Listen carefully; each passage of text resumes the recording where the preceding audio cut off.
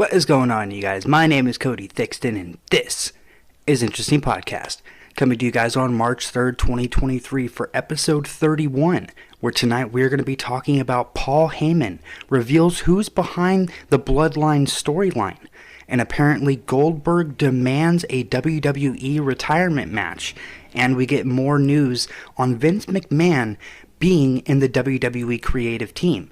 We're going to break down everything that the Spotlight News has to say and then discuss it all right here, right now, on Interesting Podcast.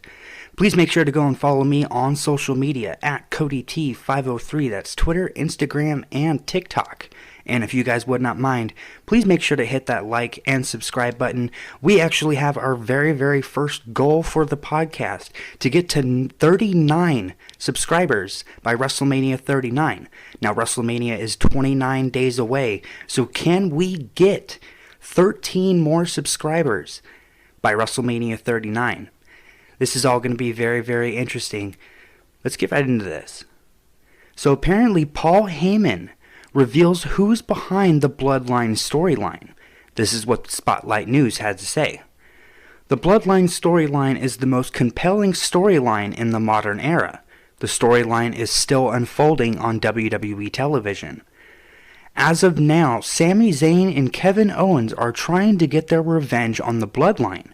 However, Zayn and Owens are still not on the same page, which makes fans intrigued about what happens next. Meanwhile, Jey Uso still hasn't revealed if he's on the Bloodline side or Sami Zayn's side. Paul Heyman recently appeared on Jimmy Tryon's SI Media podcast, where he revealed the people who created the Bloodline storyline. This is what Paul Heyman had to say, and I quote. This is a kind of a long quote, so hang in there. He says, and I quote, "You know, the old expression that it takes a team? It certainly has with us. There are a lot of people who have worked really hard to make this work. You know, it's kind of all filters through Roman Reigns' feel. There are several people that come to us to present things to Roman, and then Roman and I will talk about it and come back with either something that fits into their narrative, or we would hope we can perhaps enhance it or put in our own words, or come back with, that doesn't work with us, but what about this? And then start a different process in what we're bouncing ideas off to them. Whenever I say them, you know, the thing with Sami started when Vince was still running creative. So it started under Vince McMahon's creative regime. It was a seamless transition to Paul Levesque. There are times we're sitting in a room and it's Roman and it's me and it's the Usos, and one of the Usos will just say, you know what would be really good with Sami? And it's, oh my God, why aren't we doing that already? You will find things that come from the Usos that will shock you just how great they are.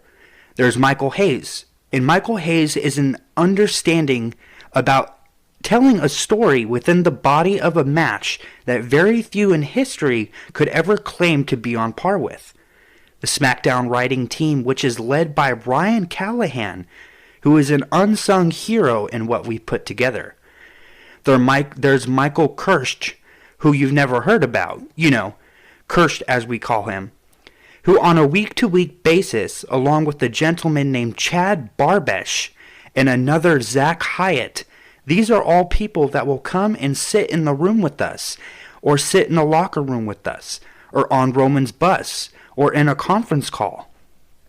We throw around ideas and, you know, hey, what resonates with you? Do you have teenage kids?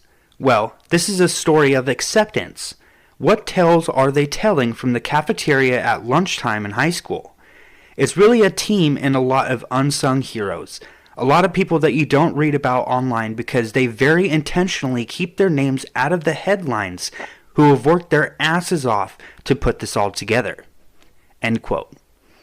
See, this is what is like really crazy, I guess, about our time right now in WWE, because one thing that me and Antonio had talked about on one of our recent podcasts, which you guys can go back and listen to, is that for a period of time, it seemed like the WWE creative was mostly held by people who didn't necessarily understand professional wrestling. So it is kind of cool to not only hear from somebody like a Paul Heyman, because Paul Heyman is very notable with when he says things.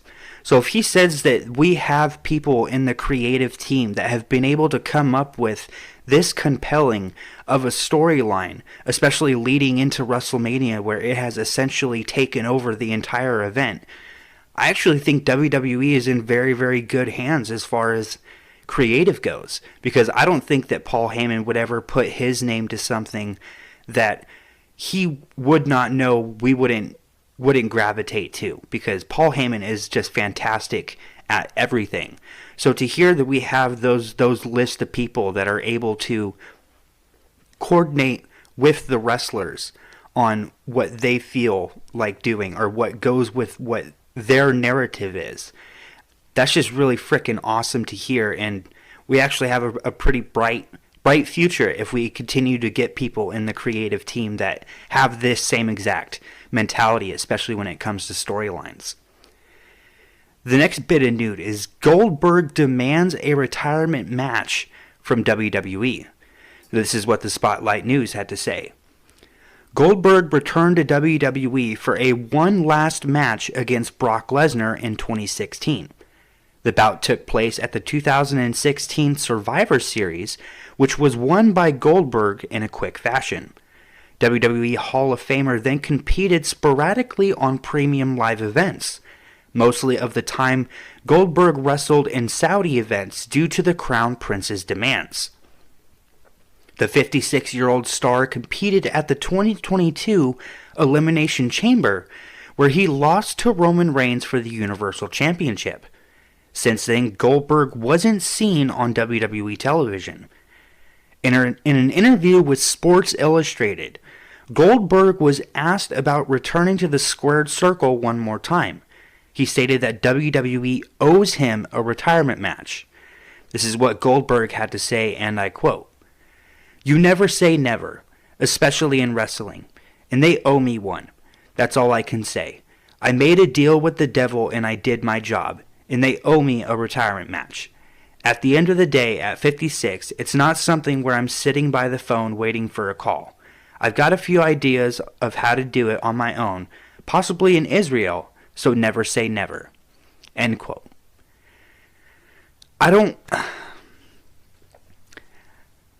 Goldberg is not good.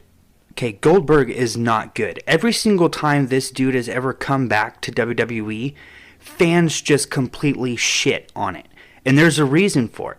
It's because of how he acts. I mean, the last time that Goldberg came back to WWE, granted, he wanted to perform for his son. He wanted to wrestle in front of, and perform for his son for the first time so that his son can watch him live. That's all good, right? But it's when you come out and you start speaking about the money that you're making, or the whole reason why you would ever come back to WWE is for the money. So if you don't even care about pro wrestling enough to want to come back just for the love of the sport and not just for monetary gain, why are you going to sit here and worry about if WWE is going to give you a retirement match or not, when the last times that we've seen him, nobody has actually found any of his stuff intriguing? I mean, even when they said that at Survivor Series in 2016, how Goldberg beat Brock Lesnar in a quick fashion, that to me was like, yes, it was kind of shocking. Oh my God, he beat him in 5 seconds. But it was also like, so you just fucking built up something for it to last 5 seconds? You know what I mean? It was back then, Vince McMahon would just bust his nut really quick over these kinds of rivalries, and fans latched onto that. And I don't think that this would be good business at all. I don't think that he deserves a retirement match. And if he ever is given a retirement match, who is he going to go up against? The only compelling story that we have from Goldberg that fans would actually attach to is Matt Riddle.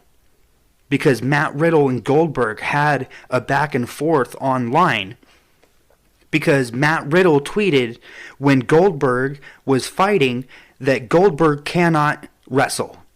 That Goldberg is not a good pro wrestler, which is true. He's not a good pro wrestler. So Matt Riddle was tweeted by Goldberg saying, Goldberg was telling him that he could kick his ass and whatnot. But Matt Riddle was actually in MMA. Like, he's been in an octagon. He's actually knocked people out. He has one of the hardest knockouts in MMA history. If you look it up on YouTube, he just kicks this dude in the face and boom, he's out. So, to me, just that whole perspective going online, people were clamoring for it. So if there's anything that Goldberg should be doing when he comes back, it's putting over the younger talent. Not coming back because you think that WWE owes you a retirement match.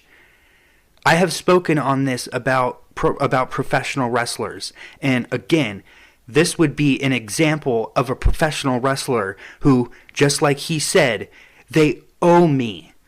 WWE doesn't owe any pro wrestlers anything. You get signed to do a job, just like he said. I signed a deal with the devil. I did my job. So you did your job. They don't owe you anything, and especially because nobody wants to see it.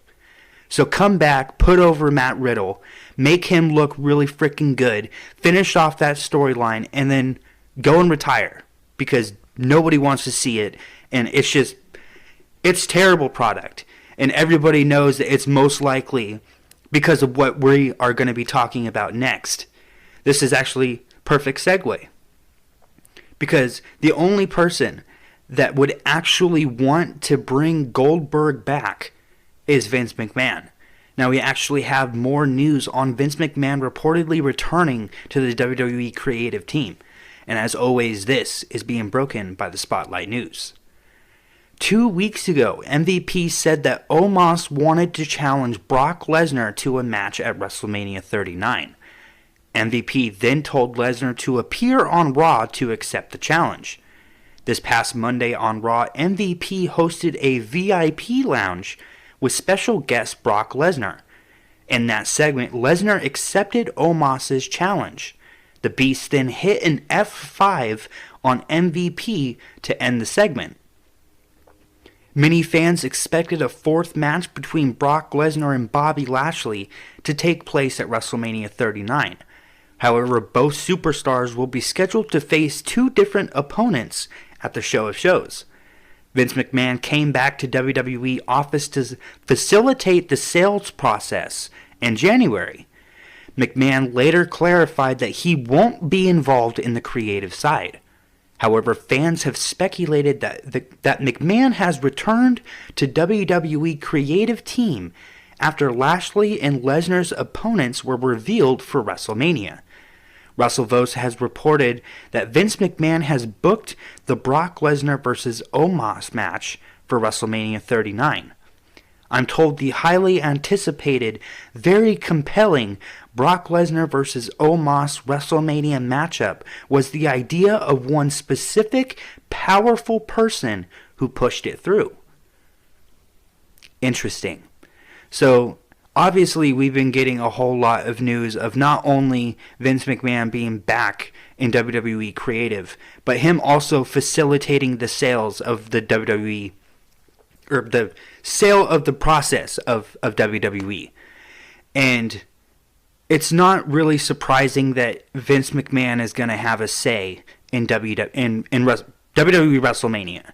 Okay, because especially if he's in any department in WWE working for the company with any kind of business, okay, because once he sells WWE, he's obviously releasing everything. He'll have no power whatsoever.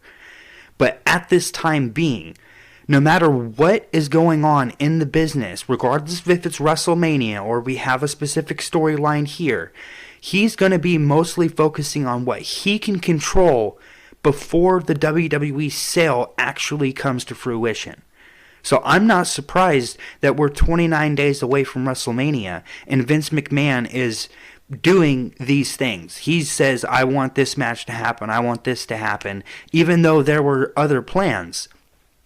Because I even predicted that we would get Bobby Lashley versus Brock Lesnar at WrestleMania, because it made the most sense with everything that was going on. I even predicted that at Elimination Chamber that the match would end in a disqualification, and it did. So it should have actually culminated towards WrestleMania. But given the fact that now Vince McMahon is a part of the creative team, we're going to get some of these random matchups for WrestleMania where he's just kind of just throwing his 2 cents in for whatever reason, and he has all the reason to. It's his business, but it is kind of making WrestleMania dull. And this was something that I brought up on Twitter the other day, is that it seems to me that after the Royal Rumble, and especially after Elimination Chamber, WrestleMania just kind of felt a little dull. Because, even with the confrontation between Rhea Ripley and Charlotte Flair, there was no energy to it. There was no, intrigue of, I wonder what they're going to say, or I wonder what angle they're going to push on this. And it's just, everything is just now being too crunched, okay? Because we have 29 days, and we have 5 major storylines that are actually going on right now that we know are going to be culminating at WrestleMania. But there's 2 nights of WrestleMania, so we still have to announce maybe 5 or 6 more matches, and all 5 or 6 of those matches are only going to get 29 days of build. So it's kind of lagging a little bit as far as WrestleMania build. And I think that's another reason why, for all of the people in the community who do this, who do podcasts, who do news coverage and whatnot, everybody can kind of tell that, for some reason, this year's WrestleMania has just been, just a tad bit slow, compared to previous years. So it's really, really interesting, and I think it's, obviously because of the fact that Vince McMahon is back in WWE creative. He does have his little says. Triple H might be the helm of creative, but Vince McMahon is going to have a part take in this year's WrestleMania, especially with, like I said, them facilitating the sale of WWE. So no surprise here, but we will definitely keep you guys updated on everything, because this is just, it's really interesting to try and follow, especially covering it. So those are the 3 stories that we actually had here today for March 3rd. Again, this was episode 31 of Interesting Podcast. If you guys liked what you guys heard here today, please make sure to hit that like and subscribe button. Make sure to ring that notification bell so you guys get notified whenever I upload content. And remember, can we make it to 39 subscribers by WrestleMania 39 in 29 days? We need 13 subscribers to reach that goal. So please make sure to hit that subscribe button and share this on social media. And while you're there, go and follow me on social media at CodyT503. And again, this was Interesting Podcast. I will be back tomorrow night with my co-host Antonio, where we are actually going to be doing our flagship podcast, and we will be talking about some more pro wrestling discussions. So I will catch you guys tomorrow night. I hope you all have a very good day. I'll catch you guys later.